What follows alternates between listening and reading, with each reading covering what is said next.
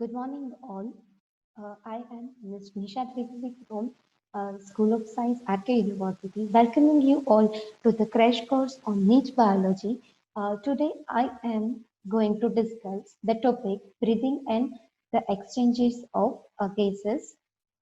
So, here I am starting with my discussions.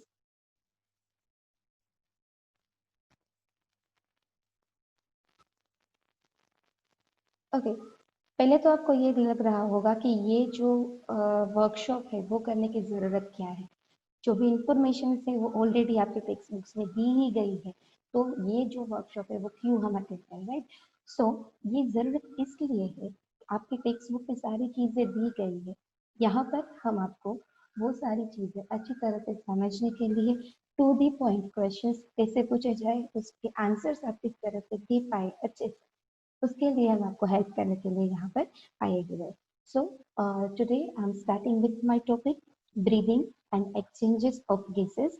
तो ये जो टॉपिक है उसकी शुरुआत हम करते हैं पहले से कि ऐसे कौन कौन से गैसेस है जिसकी एक्सचेंज की हम यहाँ पर बात करेंगे। सो यहाँ पर दो most important gases oxygen and carbon dioxide जिसके इनटेक एंड रिलीज की हम यहाँ पर बात करेंगे। तो शुरुआत करते हैं ऑक्सीजन से। तो पहली चीज की ऑक्सीजन की जरूरत कहाँ पर होती है। ऑर्गेनिजम्स, आपको पता ही है कि जब भी हम ब्रीदिंग करते हैं तो हम एटमॉस्फेयर से ऑक्सीजन को बॉडी के अंदर लेते हैं, एंड जब भी हम एक्सहेल करते हैं तब जो भी CO2 यानी कि कार्बन डाइऑक्साइड बना हुआ है उसको हम शरीर के बाहर निकलते हैं। तो कहाँ पर ये ऑक्सीजन की बॉडी में जरूरत है, तो जहां पर भी कहीं पर ब्रेकडाउन चल रहा है, दैट मीन्स कि कोई भी बायोमोलिक्यूल जो है वो अगर टूट रहा है, लाइक ग्लूकोज है, एमिनो एसिड्स है, फैटी एसिड्स है, बहुत सारे जब भी बायोमोलिक्यूल्स टूटेंगे तो वो तोड़ने के लिए ऑक्सीजन जो है वो रिक्वायर्ड है। आपको लगेगा कि उसको तोड़ने की क्या जरूरत, तो आपने काफी सारे मेटाबॉलिक पाथवेज जो है वो स्टडी किए होंगे, जहाँ कहीं पर भी ऑक्सीडेशन वाला वर्ड आप सुनते हो तो यहाँ पर ऑक्सीजन की रिक्वायरमेंट रहती है। तो वो सारी रिएक्शंस के लिए ऑक्सीजन चाहिए, और जब भी ये बायोमोलिक्यूल्स जो है उसका ब्रेकडाउन होता है उस दरमियान जो है वो एनर्जी जो लिबरेट होती है, जो हर एक ऑर्गेनिज्म अपने बाकी सारे एक्टिविटीज के लिए यूटिलाइज करता है। जब भी ये सारी एक्टिविटीज होती है, जब भी ये ब्रेकडाउन प्रोसेसेस होती है, वो सारी ब्रेकडाउन प्रोसेस के दरमियान कार्बन डाइऑक्साइड जो है वो लिबरेट होता है, और वो कार्बन डाइऑक्साइड जो है that is harmful for us, so we need to release it outside from the body. So ये जो पूरा प्रोसेस है, क्या प्रोसेस, तो ऑक्सीजन जो है उसको एटमॉस्फेयर से बॉडी के अंदर तक हर एक सेल तक पहुंचाना, और जो भी कार्बन डाइऑक्साइड सेल्स ने अलग अलग एक्टिविटीज के दरमियान प्रोड्यूस किया है उसको शरीर से डिफरेंट डिफरेंट टिश्यूज से लेके एटमॉस्फेयर तक पहुंचाना, ये सारी जो प्रोसेस है उसको हम कलेक्टिवली क्या बोलते हैं, breathing. Commonly we are calling it respiration, right? So the process of exchange of O2 from the atmosphere with CO2 produced by the cells is called breathing, commonly known as respiration. Okay, so the next question is the respiration process occurs similarly in all the organisms? क्या ये respiration processes सभी animals में, सभी organisms में एक ही तरह से होती है या अलग अलग तरीके से, राइट। तो यहाँ पर जो है जो mechanism of breathing it varies among different groups of animals depending mainly on two things. मतलब जो भी ये रेस्पिरेशन प्रोसीजर है वो हर एक ऑर्गेनिज्म में अलग अलग तरीके से रहती है, हर एक एनिमल में। तो और वो किस तरह से डिसाइड होता है कि कौन सा एनिमल जो है वो किस तरह से रेस्पिरेशन करेगा। तो two major points are that. First thing that is on their habitats, मतलब कि वो कहाँ पर रहते हैं वो जगह, और द लेवल ऑफ ऑर्गेनाइजेशन। आपने काफी सारे लेवल ऑफ ऑर्गेनाइजेशन पढ़े होंगे। जब भी आप वेरियस फाइला पढ़ते हो तो धीरे धीरे इवोल्यूशन जैसे होता गया उस तरह ऑर्गेनिज्म जो है उसमें कॉम्प्लेक्सिटी बढ़ती गई, अलग अलग सिस्टम्स जो है वो डेवलप होते गए। तो जैसे जैसे लेवल ऑफ ऑर्गेनाइजेशन इंक्रीज होगा, अलग अलग organs and systems for respiration will also be develop. Here I have listed some examples. यहाँ पर थोड़े बहुत एग्जांपल्स आपको दिए गए हैं कि कौन सा एनिमल किस तरह से रेस्पिरेशन जो है वो करता है। तो starting with the first, that is the lower invertebrates like sponges, coeloterats, then flatworms, etc.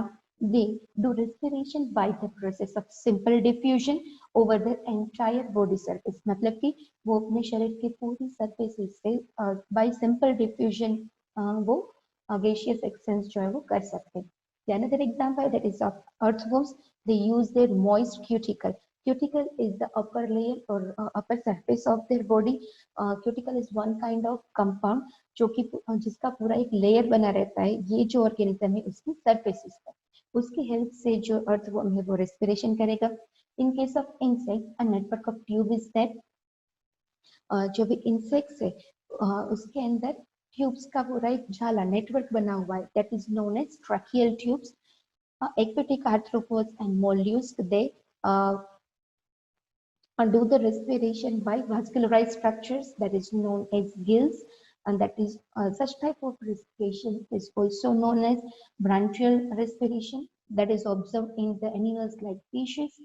Another thing, that is the terrestrial forms, they are having vascularized bag-like structures, that is known as lungs, and the respiration carried out by lungs, that is known as pulmonary respiration.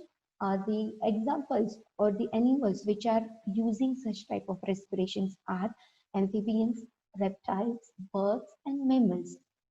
Amphibians like frogs can respire through their moist skin, just like earthworms. So such type of respiration, that is known as cutaneous respiration. Okay, moving further, that is the human respiratory system. Maybe you have studied in your textbook, you have observed the figure of the human respiratory system. So human respiratory system is made up of so many different parts, starting from the nasal pores, right? That is also known as nostrils. Uh, Going ahead to that, that is the nasal passage. Then nasal chamber is there, followed by pharynx, followed by larynx, that is also known as the sound works. Then it will further that will present in the form of a tube-like structure that is known as trachea. This trachea will further divide and will form primary, then secondary, then tertiary bronchi, and ultimately it will be converted to the bronchioles. These bronchioles will end up in the alveoli, which are the structures, sac or bag-like structures, which are present in the lungs. And the another part, the most important part of human respiratory system, that is the diaphragm. So what is the mechanism of breathing, or you can say the respiration? So respiration, it is the whole process divided into two separate processes, that is the inspiration and the expiration. So inspiration plus expiration, collectively it is known as respiration. Okay, so here I have listed the processes which occur during the inspiration and the expiration. So what is the differences are there in these two processes?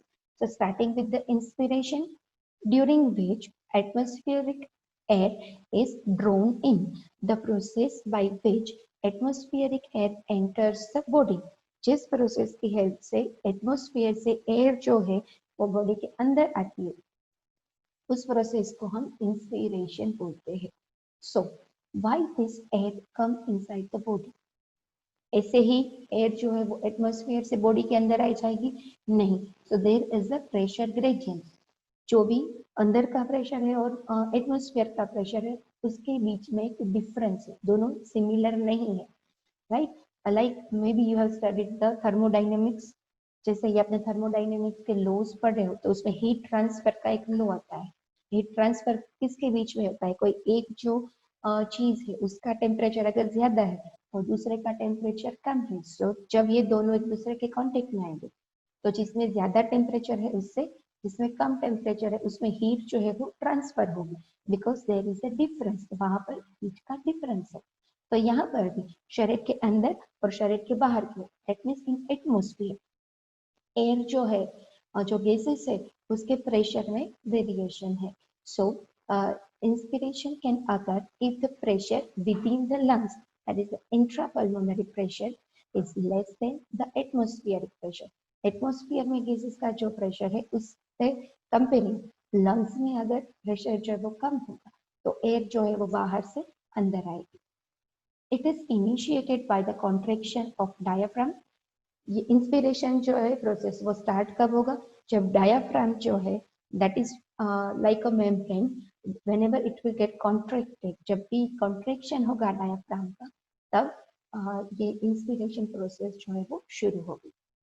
और जब भी ये process होगी so it will increase the volume of thoracic chamber in the anterior posterior axis. जब भी air जो है बाहर से अंदर आएगी अल्टीमेटली ये जो थोरेसिक कैविटी है उसका वॉल्यूम, उसकी साइज जो है वो इंक्रीज होगा. It is just like a balloon. आप बलून जिसे पैकेट से निकालते हो तो उसकी साइज छोटी रहती है. जैसे ही आप उसके अंदर एयर जो है फिलअप करते हो धीरे धीरे धीरे because of that air balloon की साइज जो है बढ़ती जाती है. और जैसे ही साइज बढ़ेगी उसके अंदर जो एयर गई है वो बॉल्स पर प्रेशर करना शुरू करती है. So the same thing will happen when inspiration process is going on. The another process that is the expiration. So by which the alveolar air is released out. Inspiration के दरमियान बाहर से air जो है वो अंदर आती है. एक्सपिरेशन के दरमियान बॉडी से एयर मतलब इन द फॉर्म ऑफ CO2 ये जो है वो बाहर जाएगी. It takes place, it मतलब expiration takes place when the intrapulmonary pressure is higher than the atmospheric pressure. जब भी लंग्स के अंदर का जो प्रेशर है एयर प्रेशर वो एटमोस्फियर के प्रेशर से ज्यादा होगा तब एक्सपिरेशन जो है वो होगा. लाइक जैसे आपने बलून पैक कर दिया है, आप जैसे ही उसमें पिन लगाते हो या तो प्रेशराइज करते हो बलून जो बर्स्ट हो जाता है. उसके अंदर जो भी एयर है it will come out because balloon के अंदर pressure जो है वो ज्यादा था as compared to the atmosphere, right? And it occurs when relaxation of the diaphragm is there. जब contract हुआ diaphragm तो inspiration हुआ. जब भी diaphragm उसके original normal position पर आएगा relax होगा तब जाके expiration जो है वो होगा. और जब भी एक्सपीरेशन होगा उसके दरमियान thoracic chamber जो है उसका वॉल्यूम जो है वो रिड्यूस होगा. It is completely opposite to the inspiration. Okay, yeah, I have shown you one GIF, one animation which is explaining you the process of inspiration and the expiration. आप देख सकते हैं जैसे इंस्पिरेशन के दरमियान डायाफ्राम जो है वो कॉन्ट्रैक्ट हो रहा है, नीचे की ओर मूव हो रहा है. अल्टीमेटली जो थोरेसिक चैम्बर है उसका वॉल्यूम जो है वो इंक्रीज हो रहा है. अल्टीमेटली एयर जो है बाहर से अंदर आएगी. और जब भी एक्सपीरेशन होगा डायाफ्राम जो है वो रिलैक्स होगा, उसकी नॉर्मल पोजीशन में आएगा. थोरेसिक कैविटी की जो चैम्बर है उसका वॉल्यूम जो है वो रिड्यूस होगा. अल्टीमेटली एयर जो है वो बाहर की ओर जाएगी. Moving to the next thing, that is the exchange of gases. So the primary site for gaseous exchange is alveoli. Gaseous exchange होता कहाँ है? So lungs के अंदर जो भी आपने देखा होगा कि small ball like और grapes like structures are there, और bag like structures are there. उसकी surfaces पर main gaseous exchange जो है वो होता है. उसके अलावा कहाँ पर होता है बॉडी में gaseous exchange? तो एल्वियोलाई के अलावा ब्लड इन टिश्यूज में भी गैसियस एक्सचेंज होता है. जैसे कि हमने पहले ही डिस्कस किया कि ऑक्सीजन जो भी अंदर आएगा बॉडी के अंदर वो एल्वियोलाई से बॉडी के हर एक सेल तक पहुंचता है और वहां पर प्रोसेस में पार्टिसिपेट करता है, ब्रेक डाउन प्रोसेसेस में. तो जो भी ब्रेक डाउन प्रोसेसेस हुई उसमें से जो भी CO2 कार्बन डाइऑक्साइड जनरेट हुआ तो वो भी ब्लड के अंदर आएगा. ब्लड की हेल्प से वो एल्वियोलाई तक आएगा और एल्वियोलाई से वो बाहर जाएगा. तो जो भी सेल्स एंड टिश्यूज है वहां पर भी गैसियस एक्सचेंज जो है वो होगा.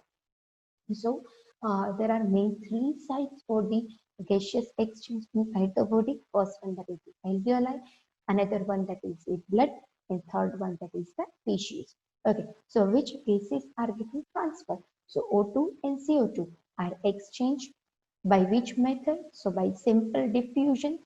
Simple diffusion takes place. Simple diffusion क्या है?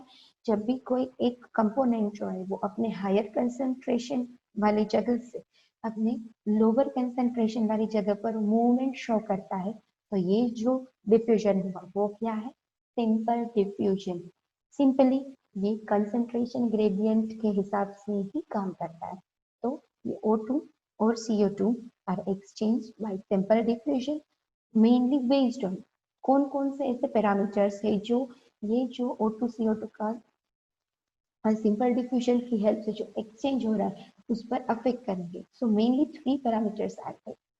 ये जो एक्सचेंज होगा वो किसके बेसिस पर होगा, तो तीन पैरामीटर्स है जिसके बेसिस पर ये O2 एंड CO2 का एक्सचेंज जो है वो होगा। So first thing that is the pressure और the concentration gradient. As I said कि एटमॉस्फेयर में ज्यादा है और लंग्स में कम है। जब भी एक्सपीरेशन हो रहा है तो लंग्स में प्रेशर ज्यादा है, एटमॉस्फेयर में कम है। तो ये जो भी प्रेशर या तो कंसंट्रेशन ग्रेडियंट है that is the first important thing. दूसरी चीज सॉल्युबिलिटी ऑफ गैसेस, कौन सा गैस कौन से सॉल्वेंट में या तो कहाँ पर कितना सोल्यूबलाइज होता है, कितना डिसॉल्व होता है। And third thing that is thickness of membrane involved in diffusion. Diffusion takes place whenever any particular membrane is present between two different components, right? तो ये जो भी मेम्ब्रेन यूज हो रहा है वो सेल का सेल मेम्ब्रेन हो सकता है या तो एल्वियोलाई है तो उसके सेल का भी मेम्ब्रेन हो सकता है। तो ये जो मेम्ब्रेन है उसकी थिकनेस पर भी ये डिपेंड करता है। It is just like a cloth. जैसे क्लोथ जो है वो पतला होगा तो पानी उससे फटाफट से निकल जाएगा, अगर उसकी थिकनेस ज्यादा है तो it will take time to get wet, right? A pressure contributed by an individual gas in a mixture of gases is called partial pressure. जैसे ही आपको पता है कि जो एयर है एटमोस्फेयर में उस वो पूरा मिक्सचर है, उसमें काफी सारे गैसेस जो है वो प्रेजेंट रहते हैं। तो उसमें से अगर आप कोई पर्टिकुलर एक जो गैस है उसकी बात करें, either O2 or CO2, so that pressure will be known as a partial pressure of a particular gas, and that is represented as PO2 for oxygen and PCO2 for carbon dioxide. अगर total जो basis है उसमें से अगर आप एक O2 का ही pressure जो है वो डिस्कस कर रहे हो तो उसको आप क्या बोलोगे, पार्शियल प्रेशर ऑफ O2। और अगर CO2 का डिस्कस कर रहे हैं तो उसको बोलोगे पार्शियल प्रेशर ऑफ CO2। उसको आप दिखाओगे कैसे, तो अगर जो पार्शियल प्रेशर ऑफ O2 है so that will be denoted और that will be represented as PO2। अगर CO2 का है तो PCO2। ओके, यहाँ पर मैंने आपको एक टेबल दिया हुआ है।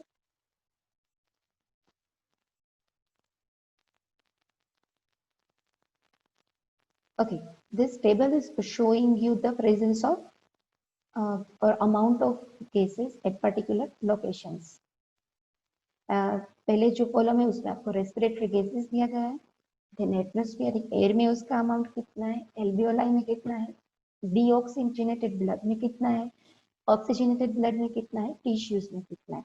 तो अगर ऑक्सीजन की बात करें तो यू कैन सी, जैसे कि मैंने बोला कि एटमॉस्फेयर में ज्यादा होगा और सेल्स एंड टिश्यूज में कम होगा। तो आप देखते जाओगे तो एटमॉस्फेयर में सबसे ज्यादा है दैट इज 159, उससे कम एल्वियोलाई में दैट इज 104, उससे कम डीऑक्सीजनेटेड ब्लड में दैट इज 40, उससे कम ऑक्सीजनेटेड ब्लड में सॉरी वहां पर ज्यादा होगा so that is 95, and then tissues वहां पर 40।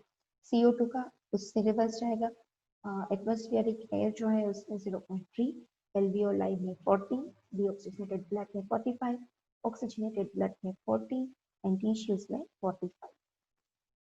Okay, now here, this is the figure which shows you the pathway of exchange of gases, कि कौन सा गैस कहाँ से कहाँ पर ट्रांसफर हो रहा है और इसके साथ इसका जो अमाउंट जो है वो भी दिया गया हुआ है, starting from the alveolus, that is the, as I said, that is the main surface where gaseous exchange take place।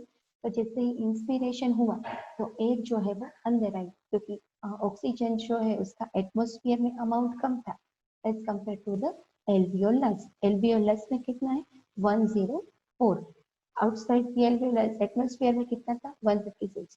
तो वो एटमॉस्फेयर से एल्वियोलस में एंट्री करेगा, एल्वियोलस से पल्मोनरी वेन, पल्मोनरी वेन से सिस्टेमिक आर्टरीज, सिस्टेमिक आर्टरीज से जाएगा body tissues में। यहाँ पर आपको उसका जो पार्शियल प्रेशर जो है वो भी दिखाया हुआ है, जैसे कि एल्वियोलस जो है उसमें partial pressure of oxygen was 104 mmHg। हालांकि अगर आप टिश्यूज की बात करें तो उसमें कितना है 95 mm ओनली, राइट? अगर CO2 की बात करें सो टिश्यूज में कितना है 45, वहां से कहाँ जाएगा सिस्टेमिक वेन्स में, देन पल्मोनरी आर्टरीज से एल्वियोलस, एंड एल्वियोलस से बॉडी के बाहर एटमॉस्फेयर में. Okay, now coming to the next one, that is the transport of gases. As we discussed कि जो ऑक्सीजन एंड CO2 का मेन ट्रांसपोर्ट मीडियम है वो है ब्लड. यहाँ पर पहली चीज जो हम डिस्कस करने जा रहे हैं वो है कि जो भी गैसेस है वो किस तरह से ट्रांसपोर्ट होते हैं, कौन से फॉर्म में ट्रांसपोर्ट होते हैं. So starting with the first, that is the oxygen. So about 97% of oxygen is transported by RBCs in the blood, and the remaining 3% is carried out as a dissolved state through the plasma. तो oxygen जो है उसका दो तरीके से transport जो होगा, पहली चीज RBCs present in the blood, and दूसरा through the plasma. And CO2 that is transported in three different forms. So first, that is nearly 20 to 25% CO2 is transported by RBCs. 70% CO2 is transported as bicarbonate, and about 7% of CO2 is carried in dissolved state through plasma. So जो भी oxygen है वो दो तरह से transport होगा. Hemoglobin present in the RBCs in the blood, and the with the help of plasma, while CO2 with the help of RBCs in the form of bicarbonate and in the form of dissolved state through plasma.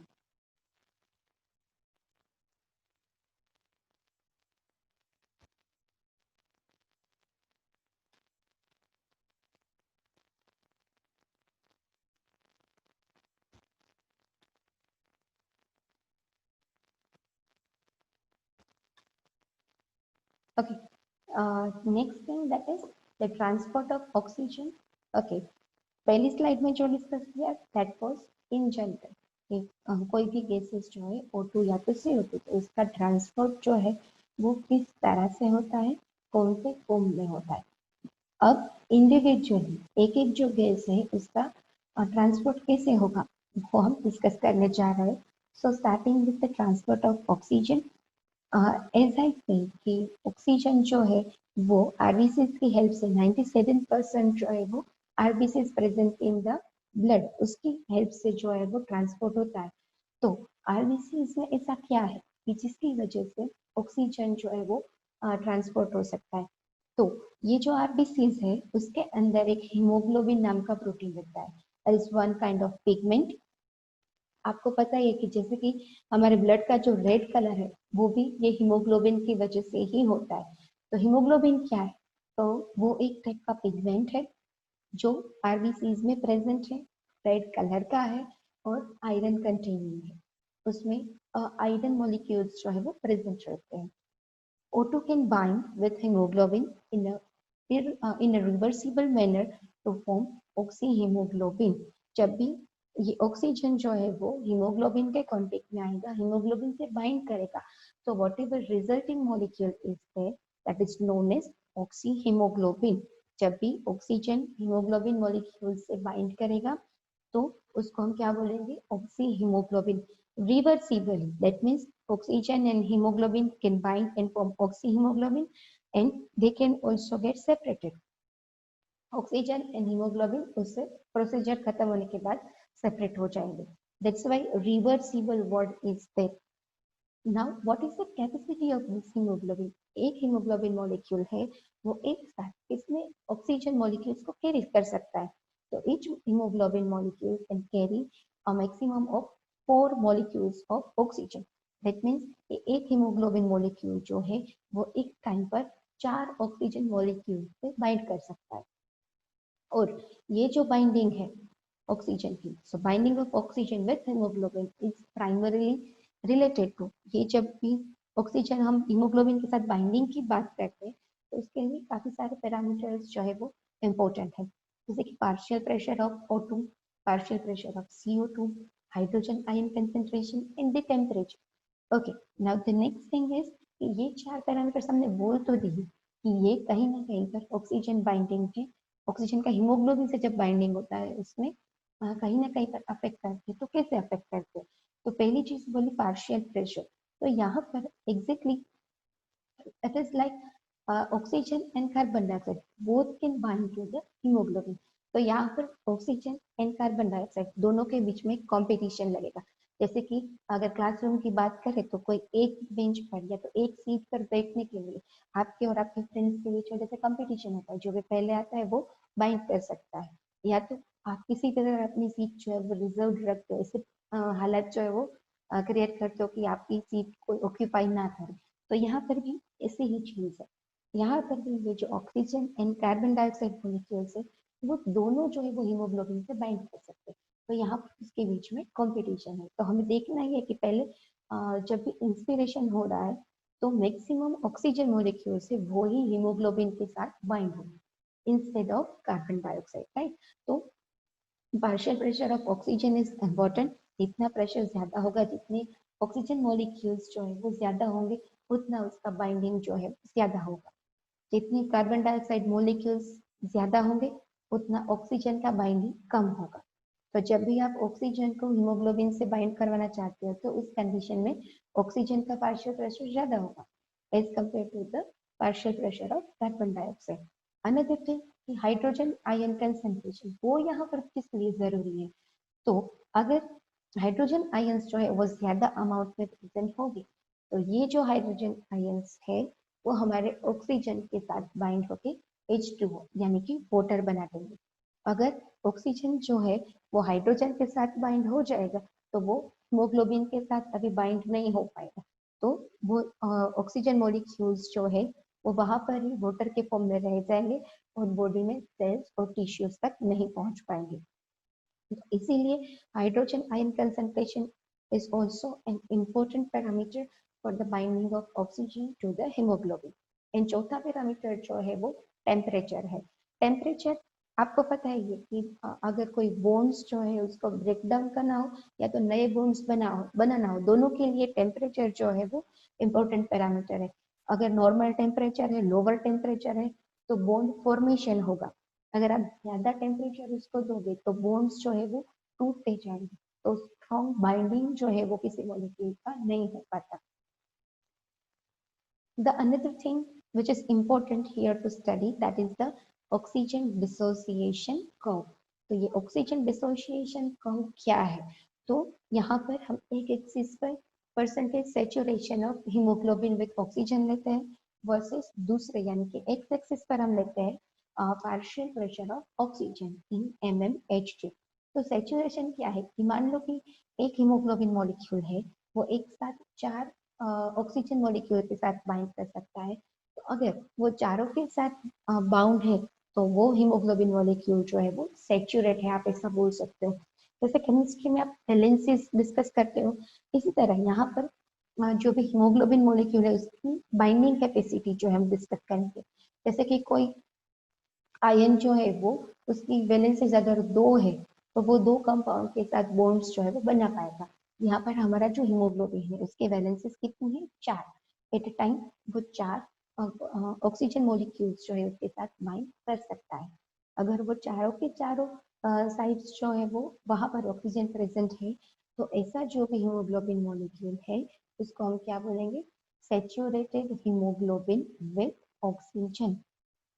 तो यहाँ पर हमने जो ये graph plot किया या तो जो हम कर्व बनाते हैं उसमें हम यही चीज करते हैं। वहां पर वाई एक्सिस पर हम क्या लेते हैं? परसेंटेज हीमोग्लोबिन जो सेचुरेट हो चुका है, सेचुरेटेड हीमोग्लोबिन विद ऑक्सीजन। ऐसे हीमोग्लोबिन मॉलिक्यूल्स जिसकी चारों वैलेंसीज जो है वो ऑक्सीजन मॉलिक्यूल्स ने ऑक्यूपाई कर लिए। और एक्स एक्सिस पर हमने क्या लिया है? Partial pressure of oxygen. So जब भी हम ये कर्व बनाते हैं तो हमें क्या मिला? Sigma gradually increasing. उसका मतलब क्या है कि जैसे जैसे पार्शियल प्रेशर ऑक्सीजन का बढ़ता जाएगा तो धीरे धीरे available oxygen molecules will also increase. और जैसे जैसे ऑक्सीजन मॉलिक्यूल्स इंक्रीज होते जाएंगे हीमोग्लोबिन के साथ वो बाइंड होते जाएंगे और हीमोग्लोबिन जो है वो सेचुरेटेड होता जाएगा, राइट। तो दूसरा क्वेश्चन ये है कि हमें ये सारी चीजें स्टडी करने की जरूरत क्या है? why we need to study this oxygen dissociation curve. तो पहली चीज ये यूजफुल कहाँ पर है, तो इसकी हेल्प से हमें पता चलेगा कि जो भी अदर फैक्टर्स हमने बोले जैसे कि partial pressure of CO2, hydrogen ion concentration या तो टेम्परेचर, ये हीमोग्लोबिन एंड ऑक्सीजन बाइंडिंग में किस तरह से हेल्पफुल है. Are they promoting the binding और दे इनहिबिटिंग द बाइंडिंग. ये कर्व की हेल्प से हमें ये सारी चीजें पता चलेगी कि कौन कौन सी कंडीशंस ऐसी है जहां पर हीमोग्लोबिन और ऑक्सीजन का बाइंडिंग जो है वो ज्यादातर होगा और कौन कौन सी कंडीशंस ऐसी है जहां पर हीमोग्लोबिन और ऑक्सीजन जो है वो बाइंड नहीं हो पाएंगे एक दूसरे से, उल्टा एक दूसरे से अलग होते जाएंगे. तो उसी के हिसाब से हम गैसियस एक्सचेंज जो है वो समझ सकते हैं. तो यहाँ पर मैंने दो कंडीशंस दिखाई है कि एल्वियोलाई की आप बात करते हैं तो वहां पर कौन कौन सी ऐसी कंडीशंस होती है कि जो ऑक्सीजन का हीमोग्लोबिन के साथ बाइंडिंग जो है वो प्रमोट करती है. ठीक है. जहां पर एल्वियोलाई की आप बात करेंगे जहां पर एटमोस्फियर से एयर के थ्रू ऑक्सीजन जो बॉडी के अंदर आता है, तो एल्वियोलाई से बॉडी में आगे बढ़ने के लिए फर्स्ट ऑक्सीजन को हीमोग्लोबिन से बाइंड करना पड़ेगा. और ये ऑक्सीजन हीमोग्लोबिन के साथ तब भी बाइंड होगा जब भी उसका पार्शियल प्रेशर जो है वो हाई होगा. पार्शियल प्रेशर CO2 का जो है वो लो होगा, हाइड्रोजन आयन कंसेंट्रेशन लो होगा और टेम्परेचर जो है वो लोअर होगा. so, ये जो सारी कंडीशंस ऐसी हैं, जब ये कंडीशन जो है कौन सी, high partial pressure of O2, low partial pressure of CO2, less hydrogen ion concentration and lower the temperature. अगर ऐसी कंडीशन है तो ये फैक्टर्स या तो ये कंडीशंस की प्रेजेंस में ऑक्सीजन जो है उसका हीमोग्लोबिन के साथ बाइंडिंग जो है वो ज्यादा होगा. सो दिस कंडीशंस और this factors favorable for the formation of oxyhemoglobin. What is oxyhemoglobin? So whenever oxygen molecules bind to the hemoglobin and whatever resulting molecule is formed, so that is known as oxyhemoglobin. With the help of this, in the form of this oxyhemoglobin, oxygen जो है वो alveoli से cells and tissues तक travel करेगा. अभी ये tissues तक तो पहुंच गया पर अभी सेल के अंदर तक उसको पहुंचना है क्योंकि सारी एक्टिविटीज में उसको पार्टिसिपेट करना है. It is just like haemoglobin is just like a carrier molecule. मान लो कि आपको कोई एक सिटी से दूसरे सिटी तक जाना है तो आप क्या करोगे, आप कोई कैरियर मॉलिक्यूल लोगे. कैरियर मॉलिक्यूल हमारे लिए क्या होगा, अगर आप बाई बस जाते हो, ट्रेन जाते हो, फ्लाइट जाते हो या तो कार जाते हो, तो ये बस, ट्रेन, फ्लाइट और कार जो है वो हमारे लिए क्या होगा, हमारा carrier molecule. Just like haemoglobin, यहाँ पर गैसेस जो है वो एक जगह से दूसरी जगह ट्रांसपोर्ट किस हेल्प से होते हैं, तो हीमोग्लोबिन. हीमोग्लोबिन क्या हुआ, उसका कैरियर मॉलिक्यूल. और वी, अगर हम हमारा एग्जाम्पल ले तो हम क्या होंगे, गैसेस, गैस मॉलिक्यूल्स. तो oxygen, carbon dioxide regard like us, उसका हमारा carrier molecule bus, train, flight और कार था. उन लोगों ये जो मॉलिक्यूल्स है ऑक्सीजन एंड CO2, उसका कैरियर मॉलिक्यूल क्या होगा, हीमोग्लोबिन.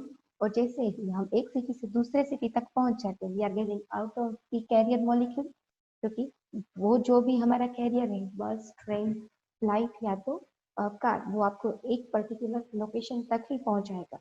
ट्रेन है तो railway station, bus stop, flight है तो एयरपोर्ट तक. वहां से आपको अपने जो डेस्टिनेशन है, वहां जहां पर आपको पहुंचना है, आपको पहले कैरियर मॉलिक्यूल से अलग होना पड़ेगा, सेपरेट होना पड़ेगा, उससे बाहर निकलना पड़ेगा, तब जाके आप अपने वेन्यू तक, डिफाइंड वेन्यू तक पहुंच सकते हैं. तो यहाँ पर भी अब जैसे ही हीमोग्लोबिन जो कि कैरियर मॉलिक्यूल है उसकी हेल्प से O2 जो है वो सेल तक तो पहुंच गया, और अभी एक्टिविटीज तक या तो एक्टिविटी से पार्टिसिपेट करने के लिए उसको हीमोग्लोबिन से सेपरेट आउट होना पड़ेगा, उससे अलग होना पड़ेगा. तो यहाँ पर टिश्यूज में ऐसी कंडीशंस जो है वो नेचुरली क्रिएट होती है. लाइक ये चीज कब होगी, कब ऑक्सीजन जो है वो हीमोग्लोबिन से अलग हो सकता है, तो जब भी O2 का लेवल जो पार्शियल प्रेशर जो है वो कम होगा, जैसे हमने वो टेबल में देखा था कि सबसे ज्यादा ऑक्सीजन कहाँ पर था, एटमॉस्फेयर में, उससे कम एल्वियोलाई में, उससे कम डीऑक्सीजनेटेड ब्लड में, देन टिश्यूज में उससे भी कम था। तो जैसे ही ये ऑक्सीजन जो है वो टिश्यू तक पहुंच गए, तो यहाँ पर टिश्यू में उसका पार्शियल प्रेशर कम है, टिश्यूज में सभी कैटाबोलिक एक्टिविटीज चल रही थी, जिसके दरमियान CO2 जो है वो प्रोड्यूस हुआ था। तो टिश्यूज के अंदर CO2 जो है उसका लेवल हाई है, इसका पार्शियल प्रेशर जो है वो हाई है। सेल्स के अंदर वाटर भी होगा, तो जो टिश्यूज एंड सेल्स है उसमें H+ that is the hydrogen ion का कंसंट्रेशन भी हाई होगा, और catabolic and anabolic activities metabolism continuously चल रहा है, तो उसकी वजह से टेम्परेचर भी हाई होगा। तो ये सारी जो कंडीशंस है वो एल्वियोलाई के ऑपोजिट है, और ये जो कंडीशंस है उसके दरमियान ऑक्सीजन जो है वो हीमोग्लोबिन से डिसोशिएट होगा, हीमोग्लोबिन से अलग हो जाएगा, ये सारी चीजों के, ये सारी जो कंडीशन है उसकी वजह से, राइट। सो एल्वियोलाई में सभी ऐसी कंडीशंस है जो ऑक्सीजन का हीमोग्लोबिन से बाइंडिंग जो है वो बढ़ाती है, जबकि टिश्यूज में और सेल्स में सभी कंडीशंस ऐसे हैं कि जो ऑक्सीजन को हीमोग्लोबिन से, rather I would like to say oxy hemoglobin से अलग करवाने का काम करेगा। Here in tissues, conditions may be completely opposite than the alveoli. ठीक है? Okay. Now, here is the question for you. अब तक हमने जो कुछ भी पढ़ा इसके रिगार्डिंग एक क्वेश्चन आपके सामने है, इसके लिए आपको 10 सेकंड दिए जाएंगे। Mark the incorrect statement in context to oxygen binding to the hemoglobin. आपके ऑप्शंस भी आपके सामने ही हैं, you can answer in the chat box. Options are lower pH, lower temperature, lower PCO2 और higher PO2। Your time starts now.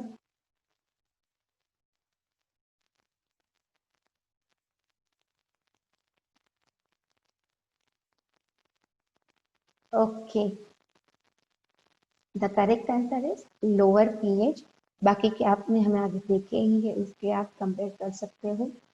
Okay, और हमें क्या डिस्कस करना है, ट्रांसपोर्ट ऑफ कार्बन डाइऑक्साइड। हमने ऑक्सीजन का ट्रांसपोर्ट देख लिया कि वो कहाँ से किस फॉर्म में जाता है, एटमॉस्फेयर से एल्वियोलाई में आया, एल्वियोलाई में वो ऑक्सी हीमोग्लोबिन में कन्वर्ट हुआ, ऑक्सी हीमोग्लोबिन के फॉर्म में वो टिश्यूज तक पहुंचा, और टिश्यूज में जाके उसका डिसोसिएशन हुआ, ताकि ऑक्सीजन एंड हीमोग्लोबिन दोनों सेपरेट आउट हो गए, और जो भी ऑक्सीजन है वो सेल्स जो है वो एक्टिविटीज के लिए यूटिलाइज करेंगे, और जो भी हीमोग्लोबिन मॉलिक्यूल्स है दैट विल रीयूज, वो दूसरे ऑक्सीजन मॉलिक्यूल्स को या तो कार्बन डाइऑक्साइड मॉलिक्यूल्स के साथ बाइंड करेंगे। अभी हम जो डिस्कस करने जा रहे हैं वो है ट्रांसपोर्ट ऑफ कार्बन डाइऑक्साइड। तो CO2 is carried by hemoglobin as carbaminohemoglobin. About 20 to 25% of carbon dioxide can be transported in the form of carbaminohemoglobin. हमने पहले ही डिस्कस किया था, जब हमने पहली जो स्लाइड थी जिसमें हमने इन जनरल डिस्कशन किया था कि जो भी गैसेस है O2 एंड CO2 वो कौन से फॉर्म में कितने परसेंट जो है वो ट्रांसपोर्ट होते हैं। तो CO2 के केस में हमने 3 वेज जो है बताए थे, कार्बेमिनो हीमोग्लोबिन था, बाइकार्बोनेट्स के फॉर्म में था, और डिजोल्व स्टेट में था, राइट। तो यहाँ पर हम पहली चीज जो डिस्कस कर रहे हैं वो क्या है, कार्बेमिनो हीमोग्लोबिन के फॉर्म में। This binding is related to the partial pressure of CO2। जैसे कि हमने ट्रांसपोर्ट ऑफ ऑक्सीजन में डिस्कस किया था कि जैसे partial pressure of oxygen will increase, the oxyhemoglobin formation will increase, और उसका ट्रांसपोर्ट जो है वो ज्यादा होगा। इसी तरह से यहाँ पर भी जैसे ही CO2 का यानी कि कार्बन डाइऑक्साइड का पार्शियल प्रेशर इंक्रीज होगा, more number of carbamino haemoglobin will be form. जो भी कार्बन डाइऑक्साइड बन रहा है वो हीमोग्लोबिन के साथ बाइंड करेगा, और जो भी रिजल्टिंग मॉलिक्यूल्स है उसको क्या बोलते हैं, कार्बेमिनो हीमोग्लोबिन। टोटल जो भी कार्बन डाइऑक्साइड प्रोड्यूस होता है सेल में, उसमें से 20 to 25% कार्बन डाइऑक्साइड जो है वो कार्बेमिनो हीमोग्लोबिन के फॉर्म में ट्रांसपोर्ट होता है। यहाँ पर जो भी मेजर फैक्टर है जो यहाँ पर अफेक्ट कर रहा है तो वो क्या है, पार्शियल प्रेशर ऑफ ऑक्सीजन। हमने पहले ही डिस्कस किया था कि oxygen and carbon dioxide both can bind to the hemoglobin, और यहाँ पर दोनों के बीच में कॉम्पिटिशन रहती है। तो जहाँ पर जो भी सुटेबल कंडीशंस होगी उसके अकॉर्डिंग आइदर ऑक्सीजन और कार्बन डाइऑक्साइड जो है वो हीमोग्लोबिन से बाइंड करेंगे। पहली चीज जो थी ऑक्सीजन में, उसमें हमने पहले डिस्कस किया था कि एल्वियोलाई में क्या है और उसमें से टिश्यू में क्या है। इस तरह से दोनों कंडीशन हमने डिस्कस की थी। यहाँ पर उल्टा होगा, टिश्यूज में है, वहां से एल्वियोलाई तक कैसे पहुंचता है वो हमें डिस्कस करना है। So in the tissues partial pressure of CO2 is high, क्योंकि टिश्यू के अंदर जो भी सेल्स है उसी में सभी एनाबॉलिक एंड कैटाबॉलिक एक्टिविटीज जो है चल रही है, स्पेशली कैटाबॉलिक एक्टिविटीज के जिसके दरमियान कार्बन डाइऑक्साइड जो है वो रिलीज हुआ। तो because of all this activities tissues जो है उसके अंदर कार्बन डाइऑक्साइड जो है उसका अमाउंट ज्यादा रहेगा, उसकी वजह से पार्शियल प्रेशर जो है कार्बन डाइऑक्साइड का वो भी ज्यादा रहेगा, और ऑक्सीजन का जो पार्शियल प्रेशर है वो टिश्यूज में लो रहेगा। तो इन ये जो सिचुएशंस है उसके दरमियान high number of carbon dioxide will bind to the hemoglobin. जब भी partial pressure of carbon dioxide जो है वो हाई होगा, partial pressure of oxygen low होगा, तो ज्यादा कार्बन डाइऑक्साइड जो है वो बाइंड करेगा। और ये जो कार्बेमिनो हीमोग्लोबिन है वो क्या है, जब भी कार्बन डाइऑक्साइड हीमोग्लोबिन मॉलिक्यूल से बाइंड होता है और जो रिजल्टिंग कंपाउंड फॉर्म हुआ उसको हमने क्या बोला, कार्बेमिनो हीमोग्लोबिन। और ये कार्बेमिनो हीमोग्लोबिन के फॉर्म में ही कार्बन डाइऑक्साइड जो है वो टिश्यू से निकल बाहर निकल के आगे आगे जाके एल्वियोलाई तक पहुंचेगा। और जब ये कार्बन डाइऑक्साइड कार्बेमिनो हीमोग्लोबिन के फॉर्म में एल्वियोलाई तक पहुंचता है, टिश्यू से एल्वियोलाई तक ट्रैवल करता है, तो जब यहाँ पर एल्वियोलाई में पहुंचता है तो एल्वियोलाई में क्या कंडीशन है, तो एल्वियोलाई जो है उसमें partial pressure of carbon dioxide will be less. हमने वो पहले ही टेबल में डिस्कस किया था कि एटमॉस्फेयर जो है उससे कार्बन डाइऑक्साइड कम है, उससे ज्यादा एल्वियोलाई में है, उससे ज्यादा डीऑक्सीजनेटेड ब्लड में है, और उससे ज्यादा टिश्यू में है। तो टिश्यू से अगर आप एटमॉस्फेयर की ओर जाओगे तो पूरा रिवर्स फ्लो होगा, टिश्यू में ज्यादा है उससे कम कम कम, एल्वियोलाई में कम और उससे कम एटमॉस्फेयर में।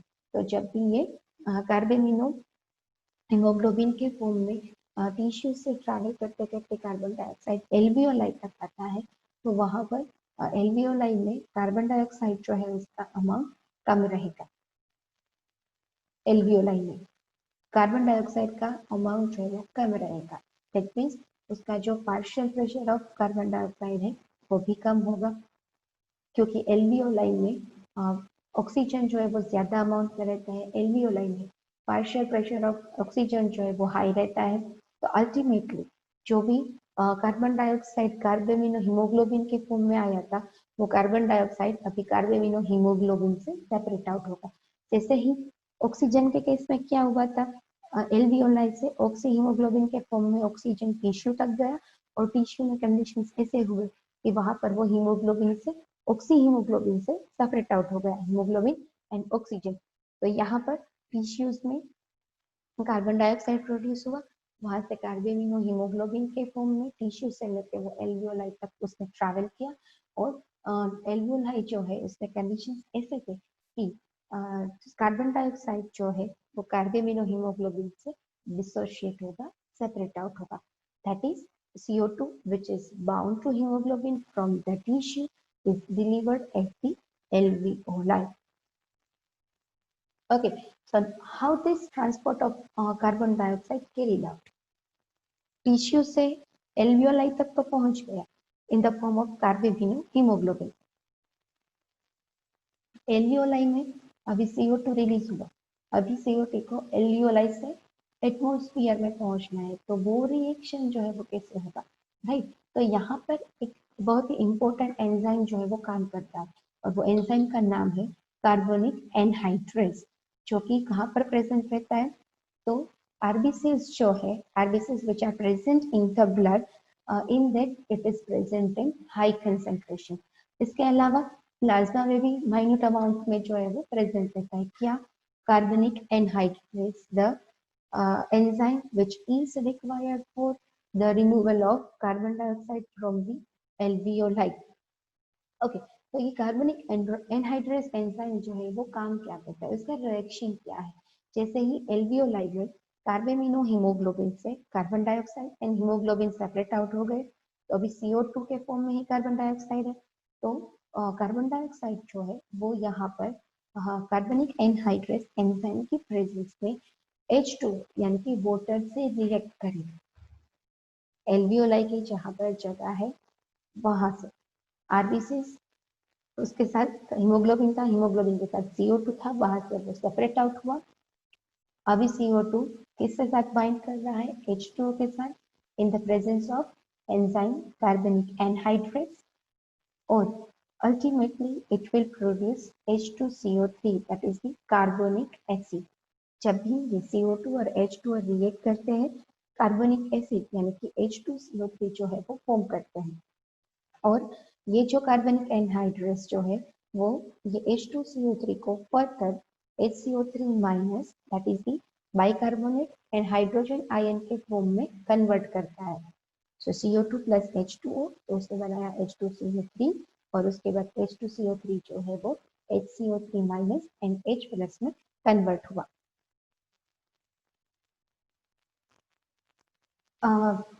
At the tissue site, partial pressure of CO2 is high due to catabolism. This we have already discussed. At the tissue site, partial pressure of CO2 is high because of the catabolism. अभी यहाँ पर जो भी CO2 diffuse CO2 produce हुआ, वो diffuse होगा कहाँ पर, ब्लड में। ब्लड में क्या होगा, वहां पर हमने पहले ही डिस्कस किया कि दो चीजें आरबीसी एंड प्लाज्मा, ये दोनों चीजें हैं जो हेल्प करेंगे CO2 को बाइकार्बोनेट एंड हाइड्रोजन आयन में कन्वर्ट करने के लिए। और जो एल्वियोलर साइट है वहां पर पार्शियल प्रेशर ऑफ CO2 जो है वो कम होगा। The reaction process in the opposite direction leading to the formation of CO2 and H2। जैसे हमने प्रीवियस रिएक्शन में देखा, ये जो कार्बनिक एनहाइड्रेस का रिएक्शन है वो रिवर्सिबल है। जैसे CO2 और H2O मिलाकर H2CO3 बनाते हैं, उसी तरह से अगर H2CO3 प्रेजेंट है तो वो CO2 एंड H2O में कन्वर्ट हो सकता है। तो यहाँ पर भी जो भी एल्वियोलर साइट है, एल्वियोलर, वहां पर जो भी रिएक्शन है वो ऑपोजिट डायरेक्शन में जाएगा, ताकि जो भी कार्बोनेट बाइकार्बोनेट प्रोड्यूस हुआ है it will be converted to the CO2 and the H2। CO2 trapped as bicarbonate at the tissue level and transported to the alveoli is released out as CO2। Finally जो bicarbonate के form में CO2 था वो alveoli से release होकर atmosphere में जाएगा। Every 100 ml of deoxygenated blood delivers approximately 4 ml of CO2 at the alveoli। जो भी deoxygenated blood आता है 100 ml, उसमें से 4 ml CO2 जो है वो एल्वियोलाई में रिलीज होगा। तो ये थे यहाँ तक की हमारा discussion. I am representing RK University. Here we are running more than 50 plus programs. Here the contact details are there and the courses available at RK Universities are there. Your questions are also welcome. You can ask whatever questions you are having in our chat box. Thank you for the session.